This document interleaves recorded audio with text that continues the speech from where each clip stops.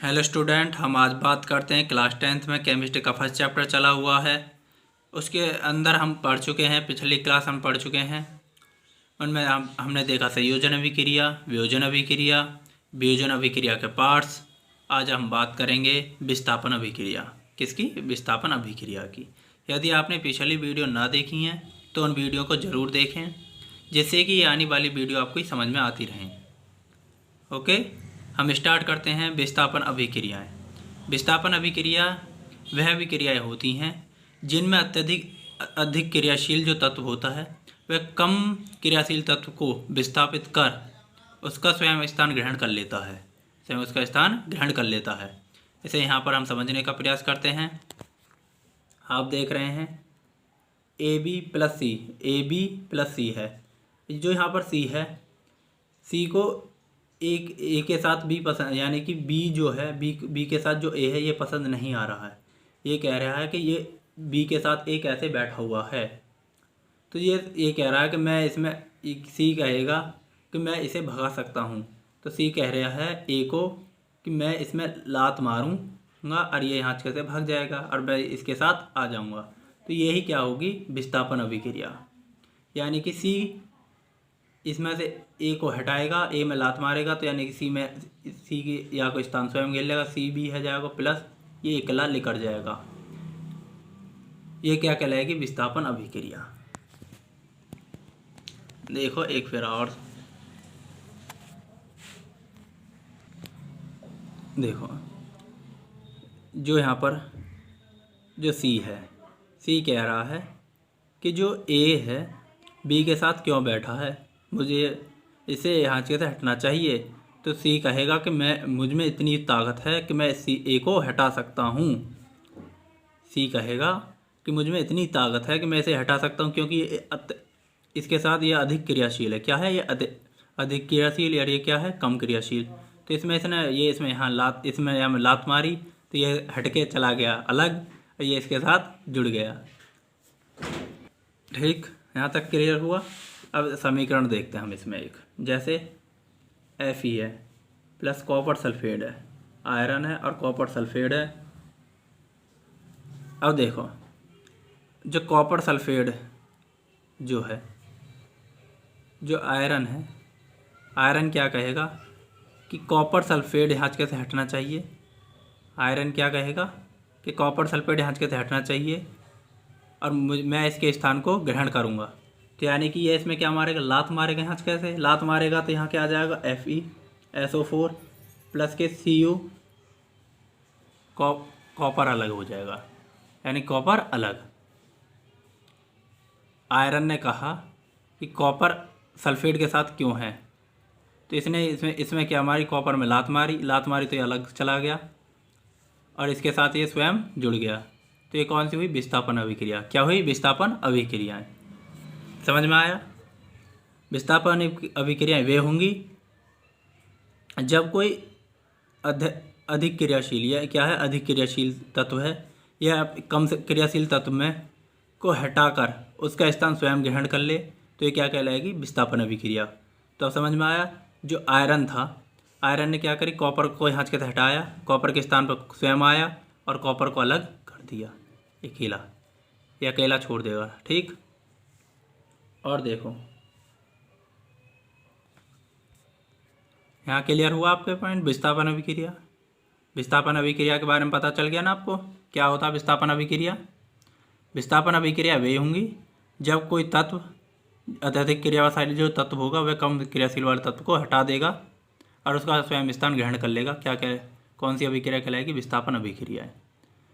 अब ये समझ में आई आपको? अब कैसे पता पड़ेगी कि अधिक क्रियाशील तत्व है या कम क्रियाशील तत्व है? उसके लिए मैं एक सारणी दिखा रहा हूँ आपको बनाना, बता रहे हम। इसमें एक सबसे पहले आता है लिथियम की, जो क्रियाशीलता होती है लिथियम की सबसे ज़्यादा।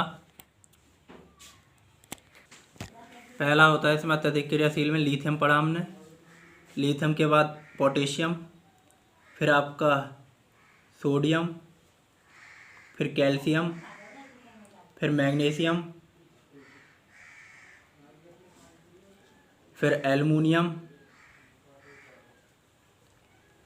एल्युमिनियम के बाद आपका जिंक, जिंक के बाद आयरन, आयरन के बाद आपका सोडियम, फिर पीवी यानी कि लेड सल्फेट पीवी, फिर आपका कॉपर, फिर आपका मरकरी, फिर एजी, फिर गोल्ड एयू। ठीक, ये आपके ये होते हैं। अब देखो पहले lithium, potassium, sodium, calcium, magnesium, aluminium, zinc, iron, सीसा, पीवी, कॉपर, मरकरी,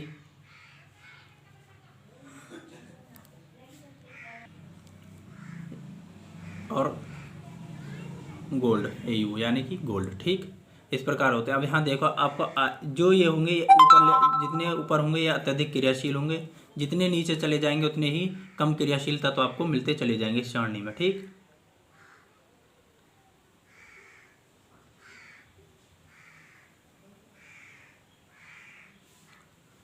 ये बात क्लियर हुई।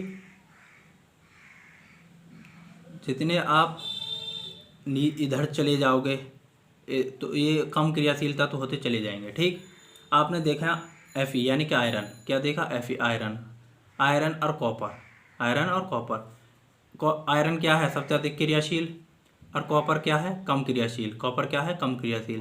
तो इसने जब तो आयरन ने कॉपर को हटा दिया, आयरन ने क्या किया कॉपर को हटा दिया, क्योंकि आयरन पहले आया हुआ कॉपर बाद में आया हुआ है, आयरन पहले आया कॉपर बाद में आया, इसलिए कौन अत्यधिक क्रियाशील होगा आयरन, आयरन अत्यधिक क्रियाशील होगा जिसके कारण उसने कॉपर को हटा दिया।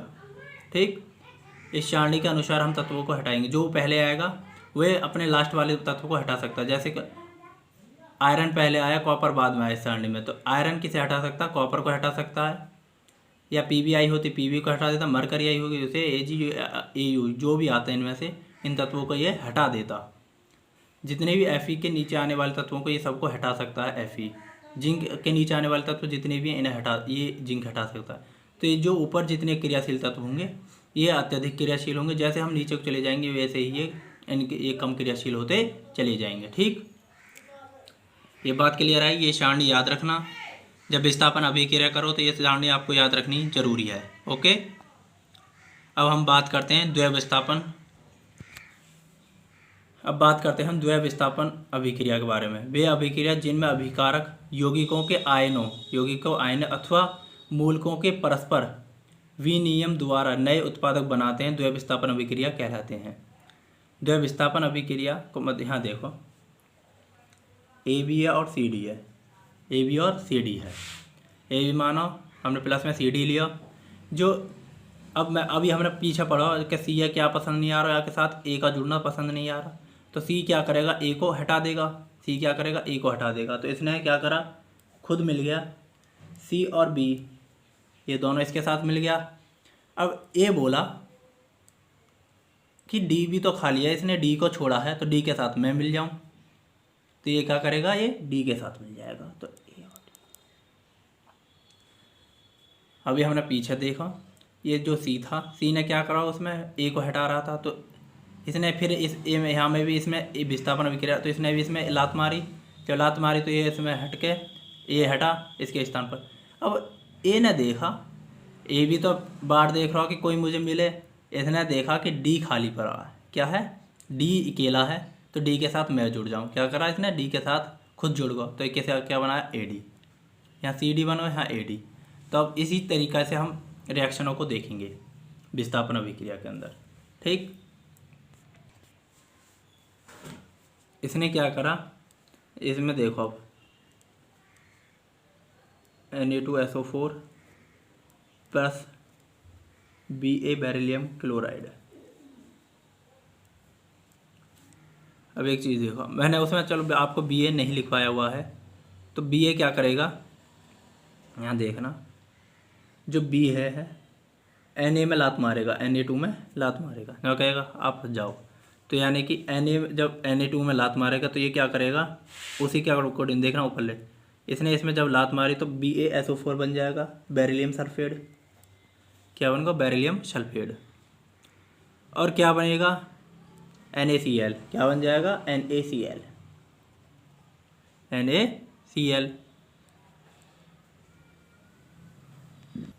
क्या बन गया NaCl। अब संतुलित करनी है Ba के एक यू तो कंप्लीट है, इसमें क्या आगे 2 लगा दे बस ओनली, तो ये इसके आगे 2 लगाएंगे तो ये भी कंप्लीट हो जाएगी।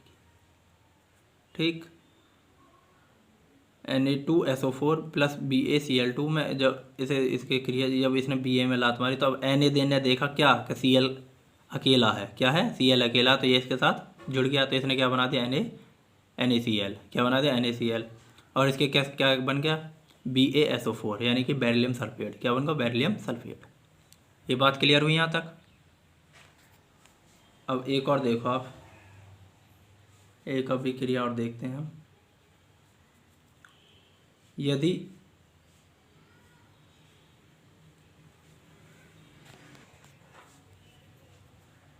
कैल्शियम सल्फेट, क्या है calcium sulphate plus NaOH sodium hydroxide, and क्या है सोडियम हाइड्रोक्साइड। ठीक,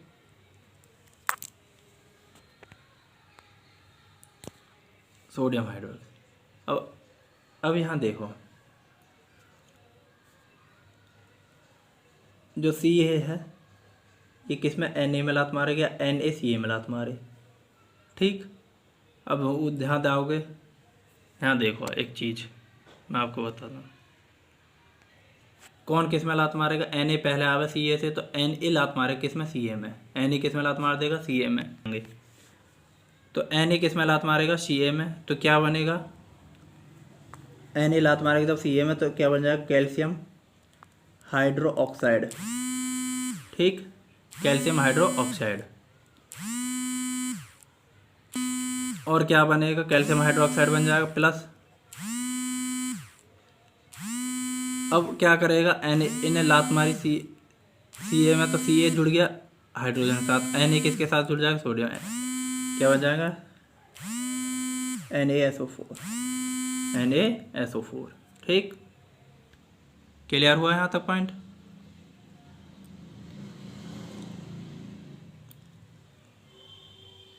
कैल्शियम सल्फेट, जो कैल्शियम सल्फेट था उसने सोडियम हाइड्रोक्साइड की जब क्रिया करेगा तो क्या बन जाएगा, Na जब लात मारेगा Ca में तो Ca में लात मारी, Ca किसके साथ जुड़ जाएगा हाइड्रोजन ऑक्साइड के, क्या बन जाएगा कैल्शियम हाइड्रोक्साइड, और Na किसके साथ जुड़ जाएगा NaSO4 के साथ यानी कि सल्फेट के साथ। ठीक, ये क्लियर हुई। यदि ये वाला आपके दिमाग में डायग्राम सही है तो आप इसको भी आराम से कर सकते हैं, इन अभिक्रियाओं को आसानी से। ये डायग्राम इसीलिए आपको पहले समझाया गया। ठीक, ओके, यहाँ तक समझ में आया। आज हम यहीं तक करते हैं। आज हमने विस्थापन अभिक्रिया और द्वैय विस्थापन अभिक्रियाओं के बारे में जाना है। आज हमने विस्थापन अभिक्रिया और द्वैय विस्थापन अभिक्रियाओं के बारे में जाना। विस्थापन अभिक्रिया वे होंगी जो अत्यधिक क्रियाशील तत्व जो कम क्रियाशील तत्व को हटाकर उसका स्थान स्वयं प्राप्त कर लें, वे विस्थापन अभिक्रिया हुई कहलाएगी। हमने ये डायग्राम के देखा और ये कुछ अभिक्रियाएँ भी देखी। ठीक, यदि ये सारणी आपको याद रखनी होगी, यदि ये सारणी याद नहीं रखते हैं तो आपको विस्थापन अभिक्रिया करने में बहुत ही परेशानी होने वाली है। ठीक, हमने बात करी द्वैय विस्थापन अभिक्रिया की। द्वैय विस्थापन अभिक्रिया इसमें क्या होगा, इसमें जो आयन है या मूलक परस्पर विन्यास द्वारा नए उत्पाद बनाएंगे। क्या करेंगे, नए अभिकारक, नए उत्पाद बनाएंगे। इसमें हमने ये डायग्राम देखा AB प्लस CD। यदि ये इसमें ABC ने लात मारी A में तो ये चला गया, तो नए नए अलग अलग तत्व बनेंगे उत्पादक में। ठीक, हमने 2 अभिक्रियाएँ भी इसके अंदर देखी हैं, ये आपके समझ में आई होंगी 2 अभिक्रियाएँ। ठीक, यहाँ तक आप क्लियर होते हैं विस्थापन और द्वैय विस्थापन अभिक्रियाएँ। कल हम बात करेंगे ऊष्माक्षेपी अभिक्रिया तथा ऊष्माशोषी अभिक्रियाओं के बारे में। ठीक, यहाँ तक आपके क्लियर होंगे सब पॉइंट। यदि यहाँ तक कोई आपके डाउट हो तो आप कॉलेज में आकर मुझसे पूछ सकते हैं। Okay, thank you student.